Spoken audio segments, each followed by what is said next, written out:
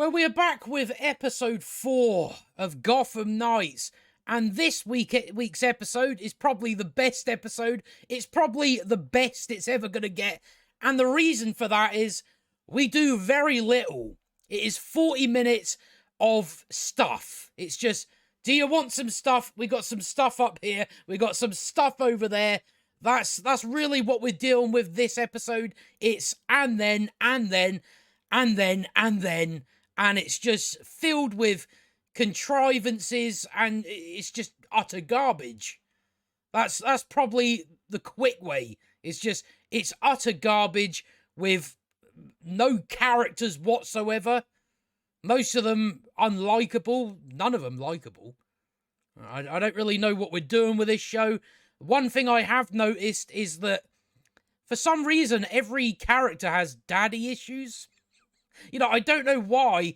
Generally, when you go about having characters, you know, you have things to differentiate between them. Yeah, it's just, no, we've all got daddy issues. The only one that's different is Stephanie. She's got daddy issues and mummy issues. Her mum's a crackhead. Apparently, that's what we learn in this episode. But because very little happened, we might as well just get into it, because I don't imagine we'll be here long. But we start out with well, what is essentially like looking in the mirror, because that is what that's what this show is. It's just like, just get it over with. You know, that's really what it's like. So this guy's running about wild, shouting, "The owls are here." He's shouting, "Get me out of this show, please. Why the fuck am I here?" You know, that's what he comes in doing. But no, he's got these little weird markings on him. They come up later on. They figure out what those markings are in a very contrived way. So he's running about the park. He grabs this cop's gun, because that's easy to do. Well, it's easy to do when the entire GCPD are absolute incompetent fools. They even have a fugitive walk into their HQ, and they don't even recognize them. That's how incompetent the GCPD are. So yeah, he blows his brains out, and I was like, you got the right idea. You got the right idea for this show. So that's our opening. He comes up later on. He's Bruce Wayne's lawyer that had a secret meeting with Bruce Wayne about his will, and that's why the Court of Owls killed him or something. It's something like that. So there, she's riding around a scooter. They got all the lights on in the library of the fucking school when we're fugitives. Good idea. Great ideas. Really great ideas. Maybe don't do this in the library. Maybe do that, I don't know, in that little clock tower thing you were in. You know, because you are a fugitive. People are looking for you. I'm still baffled. I'm still baffled on how no one has found them yet. Especially in this episode. Just, again, these fugitives, they don't, it's like, do they not understand what situation they're in? You know, they just go about anywhere. We have them breaking and entering in the places in full view of other houses.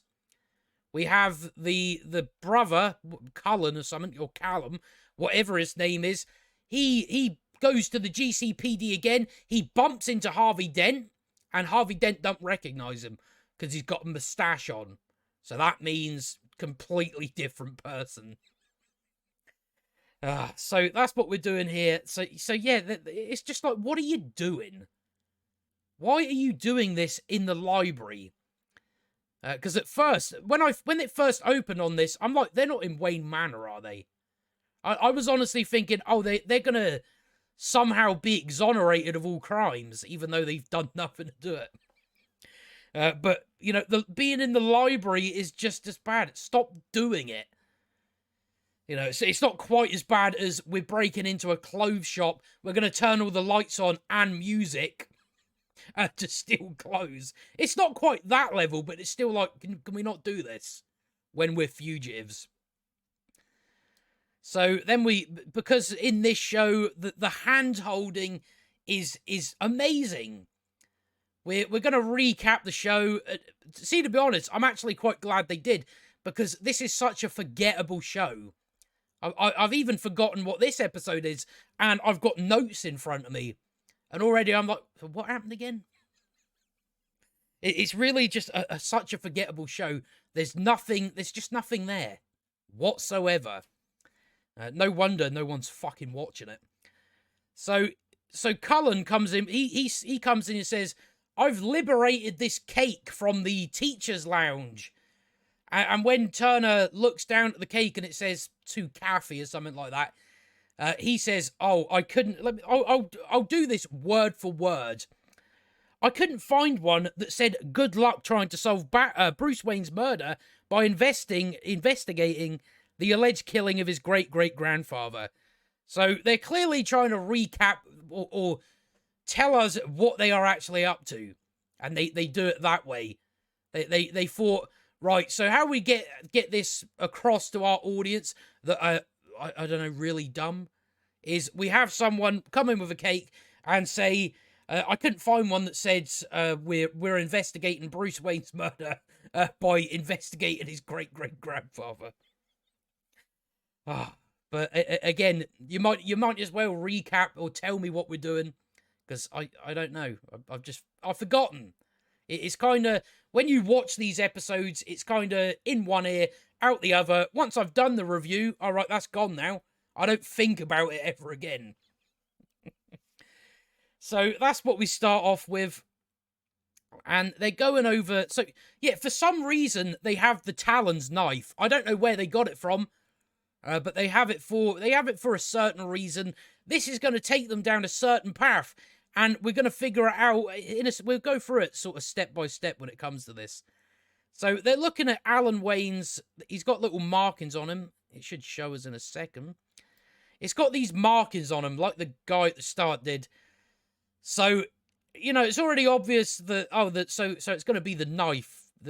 For some reason, when the Talon has killed these people, they haven't just shoved it all the way in, therefore creating a big slit. They just prod the victims and put markings on them. You know, I don't know. So, yeah, they're like, what could these markings possibly mean? How can we figure out what they are? So what they do is, they have Duella come by with school pictures of our old Turner. You know, he's got, right, okay. He's got, yeah, he was in Glee Club. Right, okay, I don't know why you've done that. So, Duella, she brings the book over. Hold on, I think I've went over it. So, what happens is, she puts the book down, and then for some reason, Cullen goes, oh, I can't see that, even though it's right down there, so I'm going to go, ooh, and knock the book into the cake. And as you can see, the knife falls off onto the floor, and then I keep wanting to call him Connor. I don't know why. And then he pulls it out, and we've got, it's got the markings in the floor. Rather than just go, all right, so we need the characters to figure out that this knife that they, for some reason, have, even though I don't remember seeing them pick one up, but okay, they've got one. So we need them to figure out, right, so these markings are, you know, from this knife. So what, rather than just go, they just look at the end of the knife and go, oh, that looks very similar to these markings. Maybe that has something to do with it. We already know the Court of Owls, or, you know, we're definitely sure the Court of Owls killed Alan Wayne. So why would you not just look at the knife and go, oh, they look familiar? No, you just have it, someone, you know, it's basically domino effect, isn't it? You know, when you flick some dominoes over. It's just, no, he goes, whoa, with a book, and the cake moves, and then the knife falls on the floor. I don't know why you did it that way. You could have just had them look at the knife and go, oh, that's funny, even though I don't know what they're doing with it. Who knows? I'd have to go back and check to see if they actually picked one of these knives up. But, you know, we've talked about that, the guy at the start of the episode. That's probably the route it would go down if I were to do that. So they figured stuff out. Gotham are mourning over the mayor died in the previous episode, killed with the bomb that the mutants had. The Court of Owls put it in his car and gassed him or something like that. So you've got Lincoln March is like he's now joined the race for mayor after Harvey Dent did. So he says we can't, talking about Harvey Dent, we can't have just another two-faced politician. Wink, wink. It's like, yeah, we get it. We know Harvey Dent is two-faced. I don't know why you're doing this, because he like pauses. We don't want just another two-faced politician, and like looks at the camera. It's like, why are you doing that? So that's what they do there. It's like, yeah, we all get it. Harvey Dent's Two-Face. Don't need you to say that though. Especially not that in that manner. So then he wakes up. Oh, Two-Face, look, one side is shadow and one side had light on it. That's like Two-Face. I guess that's the idea behind it. So he wakes up, he's getting a coffee and everything. He drops a key on the floor. It's not his key, so he's a bit confused by that. But that comes up later on, and we'll talk about that. So now we have, again, because in this episode, we get information, and then we have another character go, oh, so these markings are from the knife of the Court of Owls jester. Right, yeah, we knew this. We already know this information. Stop having, now a character has been told this, so they repeat what we already know. Again, it's like, you're wasting time. You're trying to waste a bit of time. You haven't got much to do in this episode, so that's what we do. And again, it's just treating the audience like they're as dumb as us by having to repeat information. And having characters say the most obvious stuff. Because Carrie takes a knife and she's like, oh, this must be, what does she call it? Maybe it's a signature weapon that the Talon uses. It's like, yeah, I would think so. I would definitely think that was the case. I don't know why you'd think any different. It's clearly got some association to owls, hasn't it?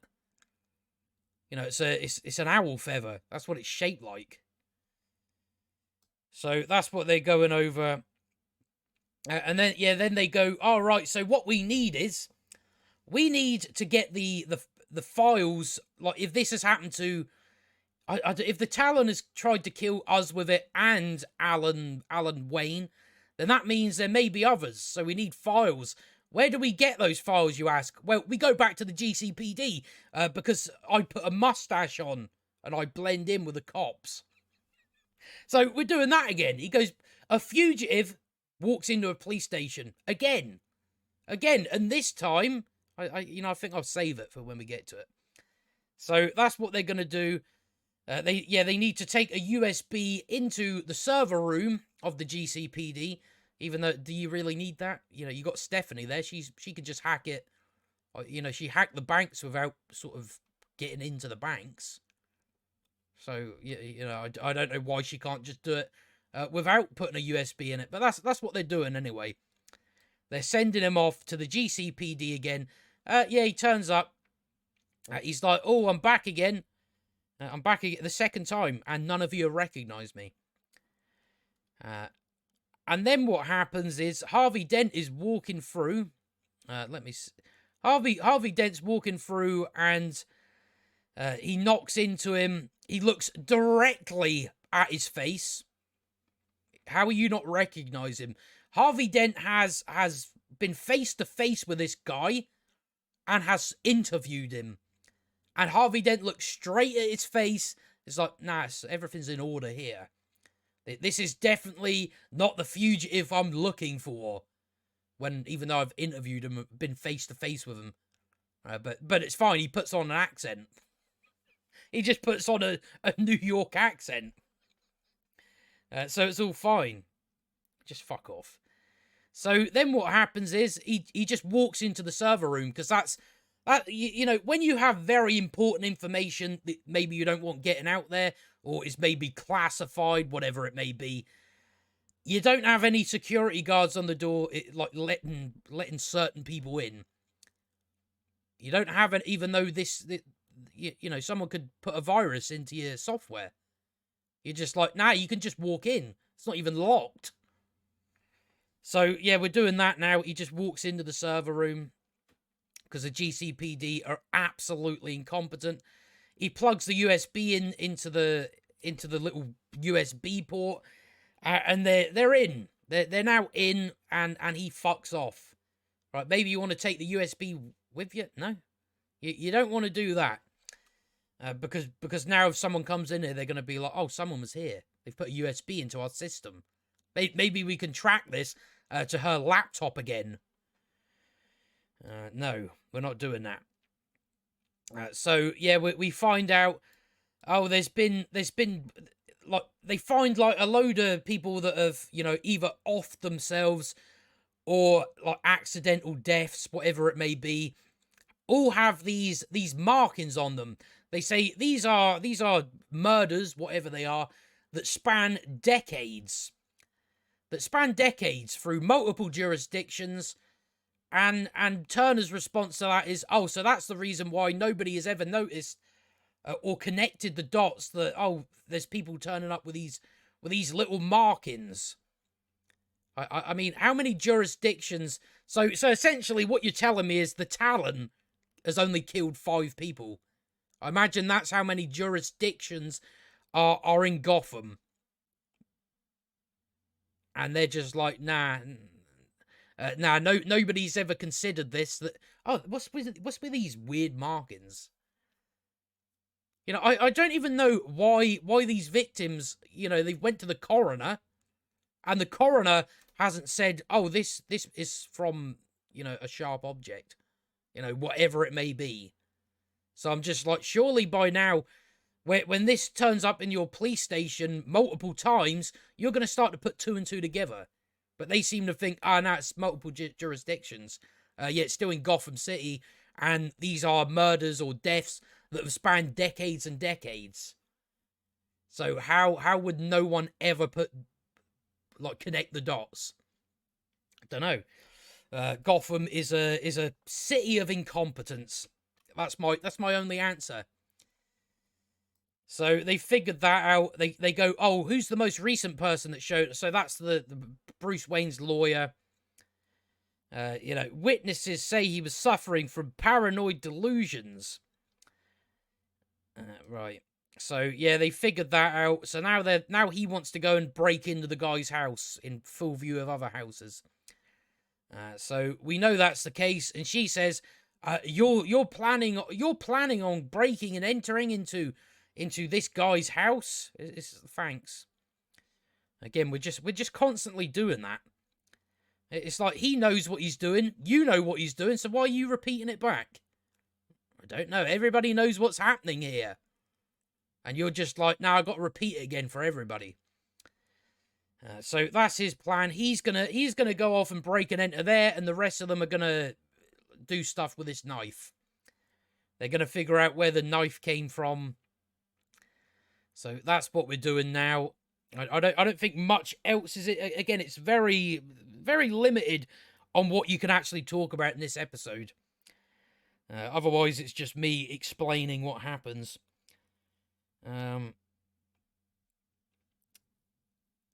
So that's where we go next. Yeah, I think we go off. So yeah, look, as you can see, in full view of other apartments, I guess this isn't one house.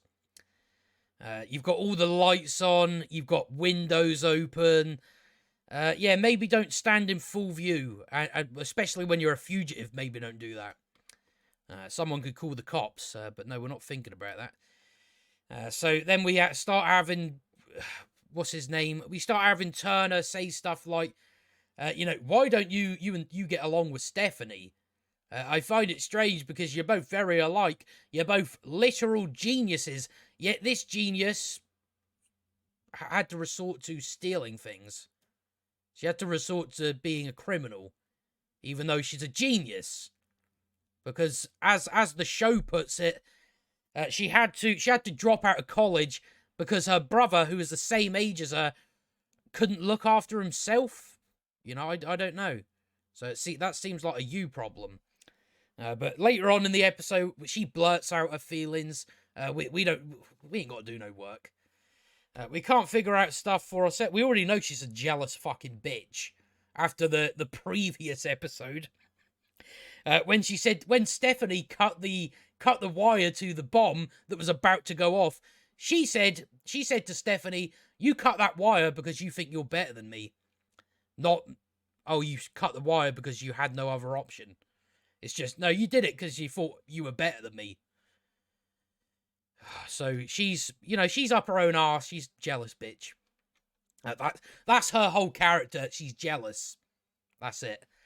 And she's apparently a genius. Yeah, not really though. She's not a genius. Geniuses can figure things out. They don't have to drop out of college. But it seems to me like, I guess you didn't need college because you're a genius. What do you need to go to college for? Just go and get a job. But no, we have a character who's a genius who doesn't have anything that fits her station. There's nothing for her, even though she's a genius. Could work for all these different companies. No companies are looking for anyone like that are literal geniuses. So they had to resort to stealing. Okay, that's what you're gonna do. So yeah, it's just they're a lot alike apparently. Whatever. So yeah, they're breaking in there, and then we go back here. You know, it's a very choppy episode. It's from there to here, back there for 10 seconds, back here for 5 seconds, and that's like what we do for the entire episode. So Duella has found a book. You know, she just so happens to know about this book because apparently her dad's in it, because it's a book of serial killers in Gotham, and there's one person that she remembers that had these knives. Wow, we got to that quick. It's like this guy from the circus who threw knives, and then on his off time he murdered women. Okay. So that's how they, and yeah, I don't even know, they like just assume that those are the same blades. I don't assume that, because I imagine there's a lot of blades that look like that. I don't know why you'd think, oh no, only one person has those. It's like, generally, if there's knives like these that people know about, they recreate them. They go, oh, these knives are for this. But no, they're just like, nah, these are the knives. These are definitely the knives. Right, okay. Yeah, this is a guy that got hung, but he's obviously alive. We know that. That's very obvious.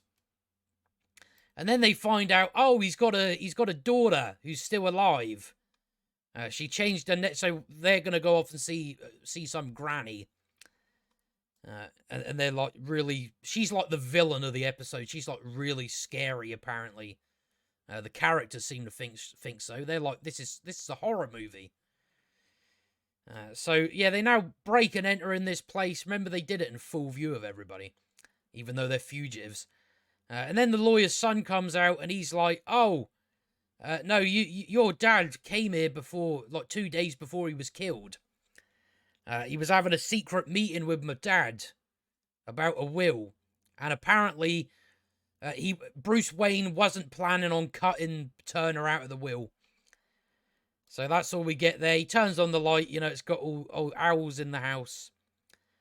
He just, you know, he started doing that. I don't know. Harvey's storyline in this is just, oh, there's a coin with an owl face on it, and he asks the captain or lieutenant, whatever she is, oh, what do you know about the Court of Owls? Oh, it's a nursery rhyme. Right. So that's pretty much all he's doing. So they finally get together and repeat again what we already know. We already got all this information. You can skip this part. See when you have information that comes out in one scene, that means you don't have to repeat it again because the viewer already knows. So what you can do is a little tip, a little trick you can do is you just start off at a point where, oh, he's explained what he now knows. That's all you have to do. But no, you do it this way when you want to waste time. They just didn't have the brain was not flowing this day. So they're just like, I don't know. I don't know. Let's just have them repeat information more than once. That will help. Rather than just go, we ain't got enough for this episode. Let's just call it half an hour. So yeah, he's just like, oh, they're, the cops' entire argument is that I killed my dad because he cut me out of his will. So if we find the will, that will, I guess, make the thing fall apart. Even though their entire argument is not that. They've got more evidence than just, oh, well, Bruce was going to cut you out of his will. They've also got you transferring money to people. Or taking money out the bank that equals 100 grand to pay off like the rest of the group to kill your dad. So they've got that as well. Their entire argument is not just, oh, his will. They've got more than that. So he's like, right, so what we need to do, we need to find, there's an original copy of this will. If we get that and give it to the police, then that means we no longer have a motivation to kill Bruce Wayne. So that's what they're looking for. And he's like, I know how one person will help, and it turns out to be fake Alfred, the woman that is somehow still in Bruce Wayne's house, even though Bruce Wayne's dead. Is she still being paid? I don't know. So he's gonna go to Wayne Manor, where the police would be waiting for him. But no, nobody seems to pay attention. If we need a character to get to a place, they're just there. Even though it's like you have to account for the fact that they've got to walk there. They've got to get there somehow. They've got to go out in public, and they have posters everywhere. So yeah, those two, they're gonna go off and see the granny. Yeah, so they go in. Duella signs her name. They don't show it, but I'm really hoping she did not just write Duella, because that's not very good to do when you're a fugitive. So I hope that's not what you're doing. And then this guy shows up, and he gives Harvey Dent a coin that has like the owl insignia on it. And he's like, oh, tell me, Harvey, I've heard rumours going about. Am I in danger? So now a secret society they're now letting people run about with their coins. Although I'm pretty convinced that this guy is a part of the Court of Owls. Even then, I don't know why you're going to Harvey Dent, but that's what you're doing, I guess. So they go and see the grandma. She starts talking about not a son, a dad. She starts talking about her dad, the serial killer, that he cut people's tongues out because they pleaded to stay alive. She has like a music box that she says, oh, he sends me these music boxes all the time.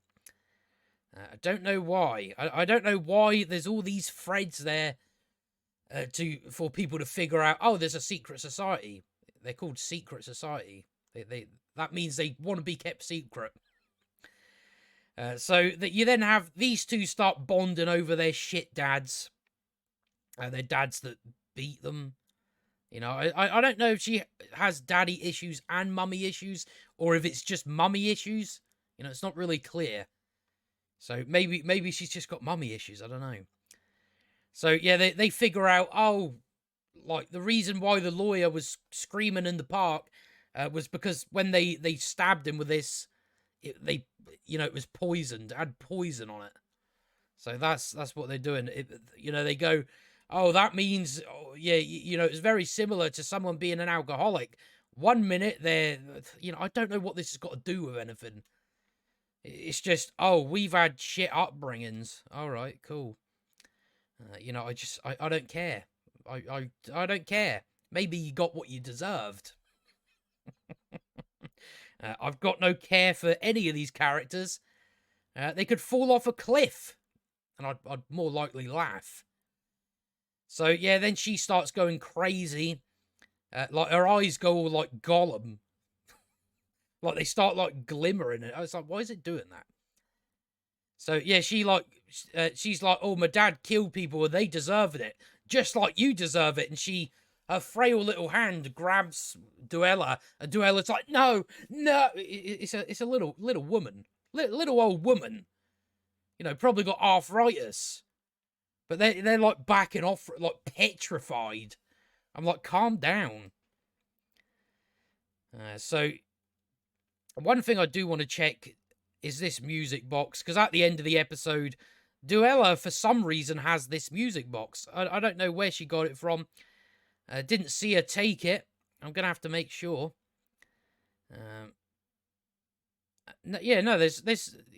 No, she didn't grab that. She didn't grab it, so why she's got it at the end of the episode, I don't know. Carrie also grabs the sign-in book, even though she's got no reason to, really. She's like shouting the rhyme of the Court of Owls. She goes fucking insane. Just shouting it in the hallway. So then Bruce Wayne's adopted son, for some reason, he turns up here in Wayne Manor, even though he's a fugitive. He lived there. That means the police would be sitting outside making sure he doesn't come back to, you know, a place that he calls home. He's just turned up there. He's just walked in. No one's noticed at all. No one's noticed.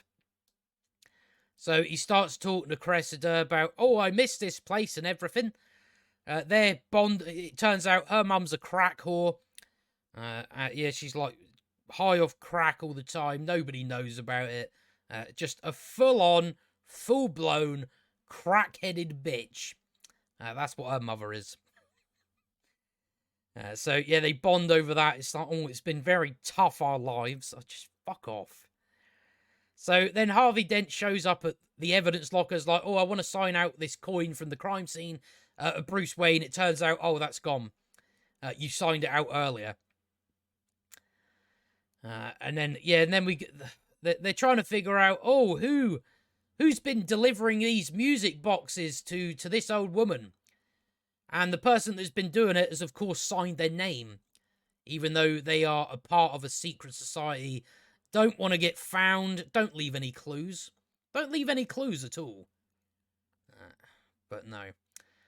So it turns out that Cressida, fake Alfred, she's been delivering these music boxes to a serial killer's daughter. I don't know why. I do not know why. But that's what we're doing here. So yeah, you know, we find out, oh, she poisoned Bruce Wayne, just with just enough toxin to dull his reflexes. So she knows, and she says, oh, the reason why I had to help the Court of Owls was because they said they'd kill me. Now, she knows Bruce Wayne's Batman. You work for Batman. So you could have just told Batman, this secret society is threatening my life. Can you help me out? Because you're Batman. You're a crime fighter. No, you're just like, no, I didn't have any other option. Even though I work for Batman, who could sort this problem out. I dulled his reflexes from them. And even then, I'm like, yeah, but it's Batman. Even if you dull his reflexes, his reflexes still going to be better than most people. But yeah, she's killed him. Fake Alfred has done it. She stands real close to him with a gun, and then Turner takes it off her. It's like, yeah, that's why you stand far away when you've got a gun, so no one can grab it off you. So he's just like, tell me one reason why I shouldn't kill you. Because you don't want to go to prison. That's one. So yeah, then we get an appearance for the first time. It's the Court of Owls with their paper mache face masks, and it looks shit. Doesn't look that good, really. You know, I guess it's just paper. It's just a paper mask, you know, like the ones you buy in a supermarket. They got them there and said, "Oh, let's dress up like assholes and be a secret society." So yeah, they want, for some reason, they want Turner to become a member of them. All they want is, tell us where the three fugitives are. I still do not know why they don't know where they've been hiding. They're the Court of Owls. I thought the Court of Owls were everywhere. Yet not really, if they can't think to go, maybe these kids are hiding in the clock tower of the school. Should we check there? No? No, we're not going to do that. We're going to ask this kid, where are they? So, yeah, and then he goes, oh, you want me to betray my friends? It's like, yeah, we know what he wants. We don't need you to say it. Don't need you to say it. But again, it's holding the hands of the audience, treating them like they are absolute idiots, absolute morons, because that's what the writers are. So they just assume everyone has the same level of intelligence as them. So that's why they constantly have that. It's like, yeah, we get what he's saying. This scene works better without having that. So that's what's going on with the Court of Owls. And then that guy shows up. What's his face? That, something that says Leather Daddy. He shows up in his leather. And he's like, spank me, boy. That's what he's after. Then Carrie turns the lights off. Jumps in the place, and then we start pretending like it's pitch black. Even though, look at the room with the lights off. Right, I can see everything in that room. I can see absolutely everything. You've got night vision on. It's not even dark. And yeah, even the Leather Daddy guy's like, oh, I can't see anything. It's fucking so bright in here. It's not dark. If you actually want it to be dark, just have it dark. Just, cover everything. Make sure it's actually dark. Don't just go, oh no, make them pretend it's dark, even though it's not. So they get chased down into the Batcave. You're not going to shut the door behind you? Then he won't be able to get in, will he? And then, yeah, we get like bad effects where she shoots a crossbow at him that explodes. And then, because it's, of course, 5 minutes left, somber music comes in. We always do that every episode. Every CW show. We have the last 5 minutes, somber music, characters are sad. Oh, no, I don't give a fuck. So, yeah, he's like, oh, Cressida lied to us. Oh, everything was a lie. Right, that's what you're doing. Then she blurts out her feelings, because that's what we do in this show. Yeah, she's jealous. She's jealous of Stephanie. Because when she sees Stephanie, she sees what could have been herself or something like that. So that's what she's up to. He's just like, don't judge people. You don't know what she's been going through. And then, I don't know, he's just like, get to know her. But yeah, that's basically, she's just jealous of her. Right, okay. I didn't know that. I didn't know any of that. I needed you to blurt it out to me. Yeah, she gets told, they rip off Marvel by having a character say, you're amazing. I haven't seen her do anything amazing. Is she amazing? Or are you just trying to get me to somehow trick me into thinking she's amazing? I think it's that one. So then they turn up at the mayor's car that he died in. They're like, oh, one of the keys is unaccounted for. So that's when the key at the start comes into play. So the Court of Owls are obviously trying to frame Harvey for doing this.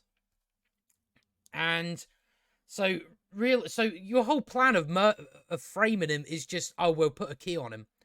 A key that if Harvey Dent was smart, he'd go, right, they're trying to frame me, so I'll just throw the key away. Therefore, nothing points in my direction, because I no longer have the key. But I imagine what's going to happen is they're going to somehow find the key on him in the next episode, and then he's probably going to go to jail in that episode. They're not going to have a trial. They're not going to have anyone investigating it. He's probably just going to go straight off to prison. But that's what they've done. Yeah, again, it's just you can just throw the key away. You'll no longer be able to be framed. So the Court of Owls are stupid as well. They're just like, oh, we know how to frame him. Not put his fingerprints on something like that you can't get rid of. No, we just put a key in his pocket. A key that he could go, oh, that's not my key. Throw it away. That's what they've done there. And then, yeah, Duella, for some reason, has this music box. I don't think she took it. I don't think she took it with her. But she does, and then Carrie comes in and says, I want to test that for fingerprints. Even though Duella's had a fingers all over it. So that's what we do. So, yeah, he wakes up. I guess he's some sort of zombie. Like the mountain in Game of Thrones. That sort of zombified way. So he comes back to life. And as he's doing that, they're going over these fingerprints. And, we found him. So I don't really get... So this guy has been fondling a box, putting his fingerprints on it, even though he's part of a secret society. That's probably not a good idea. Putting his fingerprints on it, he's been handling it, giving it to Clarissa, whatever is fake Alfred, and then giving it to his daughter for reasons, even though, he should be dead anyway. He's about 150 years old. I don't even know what, if you're at that point where I imagine he is zombified. Why would he even want to send his daughter anything? He wouldn't even be thinking about that, would he? But that's what he's doing. So that's who the Talon is. So that's the whole of episode. The whole of episode 4. I'm surprised it took us as long as it did, but it's tiring, this show. And that's pretty much that's. I'm not going to remember this episode, unless I actually need to. But after this point, it's in one ear, out the other. I'm done with it now. I don't really think I've got a say in the matter because it's such a forgettable show, especially this episode. It's like you're just like, I watched it 5 minutes ago. What happened again? I've written notes. What happened again? There's just nothing to hook you, nothing to go, I can't wait for the next one. But that's the best we're gonna get. That is the best episode because they didn't really do much.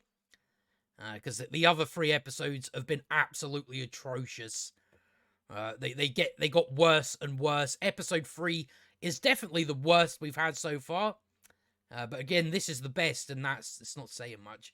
It's still just overall bad. They haven't really done much. And I haven't got much else to say about the show. So I'm going to finish off there. And I guess I will see you next week for episode 5. Only 8 to go. That's what I've got to tell myself. 8 to go. And I'm free of this forever. Unless it somehow miraculously gets a season 2, but probably not. I don't think the CW's in that position anymore. So I think we'll be done with it after that. But I will see you on the next one.